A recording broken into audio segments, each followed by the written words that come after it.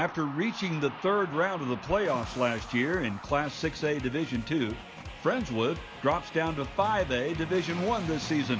The future looks bright as the Mustangs can build around sophomore quarterback Luke Gurdon, who threw for 13 TDs and 4 starts as a freshman. You can count on Friendswood to light up the scoreboard in 2018. We feel really good about our offense. We feel really good about Luke Gurdon at quarterback. We got most of our offensive linemen back, and our receiving core will be our strength. We got 9 starters on defense we have to replace. We feel good about offensively where we're at, and I think we're going to be fine on defense. We just got to get a bunch of kids, get some snaps. We lost a lot of senior leadership on that football team, and so it's just going to take a little bit of time for that to develop.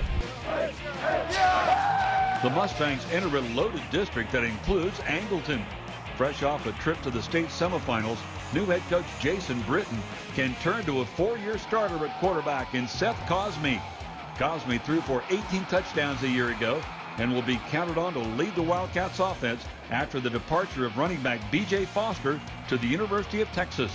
Manvel came up just 1 yard short of a Class 5A Division I state title last year, and now the Mavs drop down to Class 5A Division II. Gone are head coach Kirk Martin and his son, quarterback Kason Martin, but Manvel should be loaded again despite returning just 3 starters. New head coach Kevin Hall expects to have Manvel saying "Hoka-hey" late into December once again. We went into it this spring, we've got some rebuilding to do, but the kids have been working their tail off, and I'm just there to continue what's been done in the past and hopefully get over the hump there at Cowboy Stadium.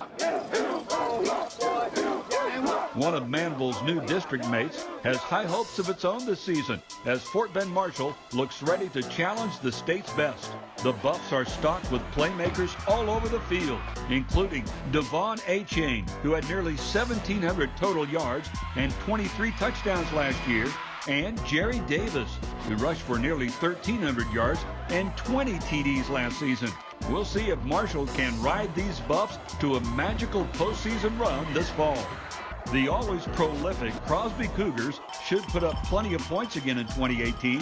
Quarterback Jaden Howard returns after tallying 3,600 yards of total offense and 36 touchdowns a year ago. The difference this year for Crosby could be an experienced defense, which returns 8 starters from last year's 9-2 ball club. The area's top private school program this season should be St. Pius X. After losing a heartbreaker in the TAP State Championship, senior quarterback Grant Gunnell looks to lead the Panthers over the hump this year. Gunnell threw for an eye-popping 4,900 yards and 61 touchdowns as a junior, and he also gets to throw to one of his favorite targets, Jalen Curry.